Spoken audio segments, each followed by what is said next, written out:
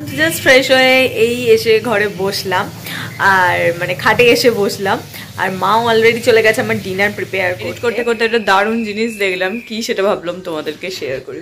আমি এদিকে রেডি হয়ে গেছি আর এটা দেখো এখনো আপলোড হয়নি, এখনো 3 মিনিট একে বসে।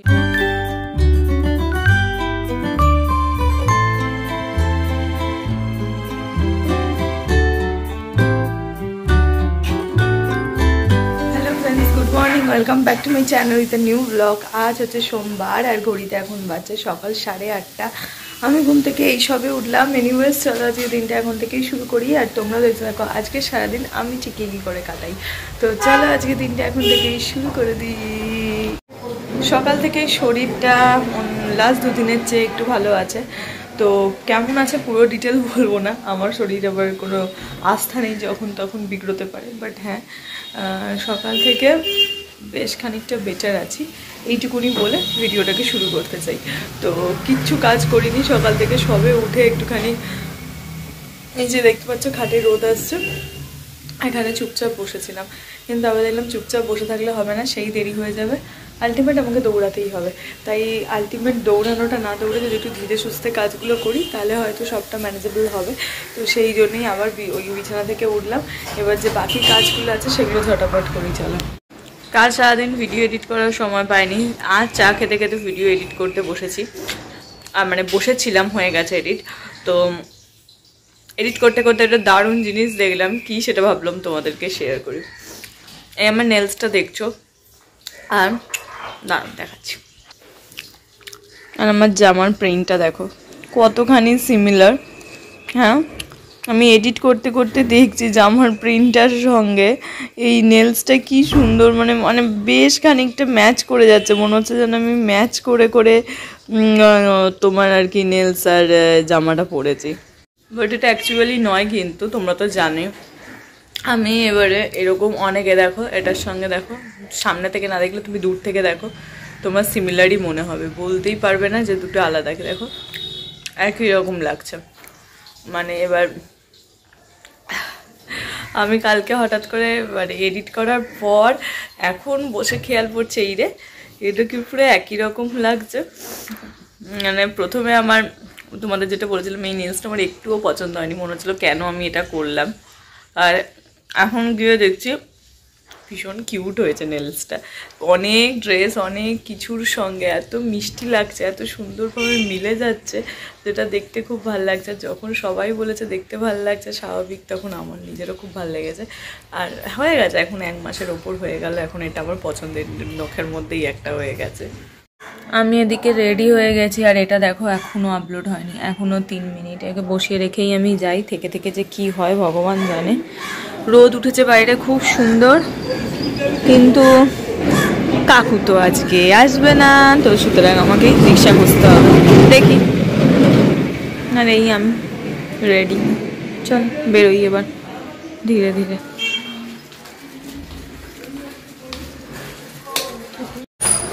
বাইরে কি ঠান্ডা, ঠান্ডা যাওয়ার তো কোনো লক্ষণই নেই। এতদিন বলছিলাম ঠান্ডা নেই, ভালো ঠান্ডা হয়েছে বাইরে, ভালো ঠান্ডা বাইরে।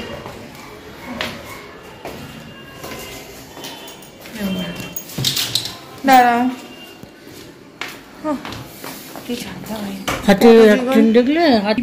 গ্লাভস পরবো এখন? এই ঠান্ডায় কেউ গ্লাভস পরে না, যারা যাচ্ছে তাদের মাথায় খারাপ আছে। ও তাহলে বাচ্চা মানুষ সে।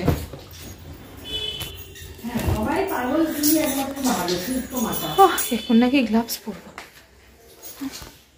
জাস্ট ফ্রেশ হয়ে এই এসে ঘরে বসলাম আর মানে খাটে এসে বসলাম আর মাও অলরেডি চলে গেছে আমার ডিনার প্রিপেয়ার করতে।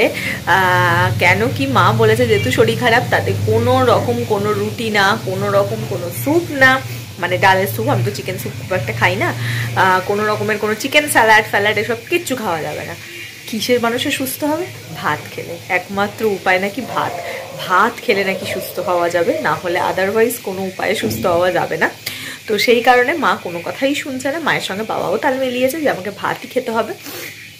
তো সেই জন্য মা ভাত গরম করে সমস্ত কিছু আনতে গেছে। কি খাবো সেটা মা নিয়ে আসুক, তারপর তোমাদেরকে দেখাবো। কিছুই না গো, আলু ভাজা বেগুন ভাজা ভাত এটাই খাবো আমি, কারণ আমার রাতে মাছ ফাছ দিয়ে আর খেতে ইচ্ছেই করে না। এককালে খেতাম, কিন্তু এখন না ওই ইচ্ছাটাই চলে গেছে, ইচ্ছাটাই হয় না যে খাবো, এটা ভাল লাগে না এখন আর। আমার মনে হয় একটু হালকা কিছু খাবো, সেটাই বেশি দিন না, দাঁড়াও আমি আর হয়তো 2 দিন খাবো, খেয়ে আমি বন্ধ করে দেবো ভাই। আমি মানে খুব বেটার ফিল করি রুটি স্যুপ এই জাতীয় রাতে কিছু খেলে, হালকা লাগে শরীরটা। কিন্তু হ্যাঁ বুঝতে পারছি যেহেতু কী হচ্ছে বলো তো, আমি তো একবারে বেশি খেতে পাচ্ছি না, অল্প অল্প করে খাচ্ছি, আর তাতে না প্রচণ্ড খিদে পাচ্ছে, আর যখনই খিদে পাচ্ছে তখনই গাটা গুলাচ্ছে, তখনই আনইজি হচ্ছে। তাতে কি হয়, একটু যদি ভাত খাই, ভাত তো একটু হেভি, এবার সেটা অনেকক্ষণ পেটে থাকে, তো সেইখানে সেই কষ্টটা হচ্ছে না, ওই জন্য আমি আর খুব একটা গায়ের জন্য দিচ্ছি না।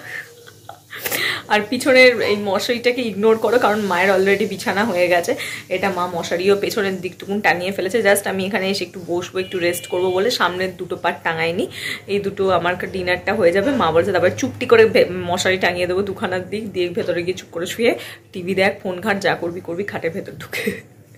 তো এই জন্য ব্যাকগ্রাউন্ডটা এরকম হয়ে রয়েছে। ভেবো না সকাল থেকে মশারি খোলা হয়নি, সকালের ভিডিওটা দেখে নিও, মশারি ফশারি সবই খোলা ছিল, এখন জাস্ট টাঙিয়ে দিয়েছে, মানে বিছানা হয়ে গেছে মায়ের পুরো, জাস্ট শোয়ার আগে সামনের পাটটুকুন ভালো করে একবার ছেড়ে নেবো, কারণ যেহেতু আমি এসে বসলাম, নিয়ে এই 2টো কোনা দুদিকে টাঙিয়ে তারপর মা গেছে আবার ভাত গরম করতে আর বেগুন ভাজতে, সেটা করে আসুক তারপর খাবো। আমার ডিনার কমপ্লিট হয়ে গেছে, আর শুধু ডিনার কমপ্লিট না, আমার ব্রাশও করা হয়ে গেছে। ঘড়িতে এখন বাজছে হচ্ছে 9:45, 10টাও বাজেনি, খুব টাইমলি আজকে সমস্ত কিছু আমি করে ফেলেছি। এবার আমি এখন শোবো না, তোমাদেরকে বলছি না, আমি শুলেই কষ্ট হবে, মানে খাওয়ার পরে যে শুলেই কষ্ট হচ্ছে না, শুচ্ছি তো ঠিক আছে, বা শোয়ার পর যখন উঠছি তখন কষ্ট হচ্ছে, তো তাই জন্য না বাবা, দরকার কি, খানিক দিন একটুখানি গিয়ে করি, তারপর জানি ধীরে ধীরে ঠিক হয়ে যাবে, কিন্তু একটা ভয় চলে এসেছে।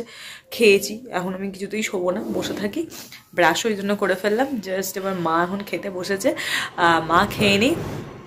আজকে মাও এখন আমার সঙ্গে অনেক দিন বাদে ভাত খাচ্ছে, নাহলে রুটি খাই আমরা সবাই, আবার আমাকে খাইয়ে দিয়েছে মা, এখন মা নিজে বসেছে ভাত, আলু ভাজা আর বেগুন ভাজা এই সমস্ত নিয়ে খাবার খেতে, খেয়ে নিক, তারপর বিছানাটা দিকে দেখালামই হাফ ডান হয়েই রয়েছে, শুধু দুদিকে 2টো ইয়ে টাঙিয়ে দেবে, একটু বেশ করে শুয়ে পড়বো, ততক্ষণ আমি এখানে দেখি কোনো গান কি পাই সেগুলো একটু দেখি, তারপর এসে শোবো। কেমন লাগছে গো এতদিন বাদে ভাত খাচ্ছ? ভালোই লাগে গরমে ভাত খেতে, খারাপ গরম মানে শীতকালে গরম গরম ঘি, 12টা ঘি ভাত খারাপ, কিন্তু না খেয়ে খেয়ে। ও মাম বলছি একদিন একটুখানি, আমাকে তো তুমি 2-3 দিন ভাত খেতে বলছো, তা একদিন একটুখানি রাত্রেবেলা একটু ফুলকপির ঝোল করবে, তবে তুমি আমার বলো না, ফুলকপি খেলে আবার কষ্ট হবে শরীরে, ভয় লাগছে একটু ফুলকপি, আরে হ্যাঁ ফুলকপির তরকারি, আলু ফুলকপি ধনে পাতা টমেটো দিয়ে, হ্যাঁ সেটা মানে খাবো তো একদিন, আর 2 দিন ভাত খাবো তো, আরো 4 দিন, 2-3 দিন ভাত খেতে বলেছে, তাহলে কালকে ফুলকপির তরকারি করবো। চলো বিছানা পাতি ডান, এবার নিজের জায়গাটাকে ঠিকঠাক করে গুছিয়ে, মানে নিজের বালিশটা অ্যাটলিস্ট ঠিকঠাক করে, আমি বালিশটাকে একটুখানি না ফুলিয়ে আবার শুতে পারি না, আমার অনেক হ্যাপা আছে, তো এই সমস্ত কিছু করে আমার ওষুধ এগুলো সমস্ত কিছু পাশে নিয়ে, হেডফোন যেটা ছাড়া রাত আমি অন্ধকার, ইয়ারবাডস যেটা সবসময় আমার বিছানার পাশে থাকে, আর হ্যান্ড ক্রিম যেটা আমি এক্ষুনি লাগাবো, আর হচ্ছে বোরোলিন, এই হচ্ছে সমস্ত কিছু সরঞ্জাম, সব নিয়ে আমি খাটে উঠে পড়েছি। এবার হচ্ছে জাস্ট ঘুমানোর পালা, ঘুমালেই হয়, যদিও আমি এখনই ঘুমাবো না, একটু ফোন টোন ঘাঁটবো তারপর ঘুমাবো।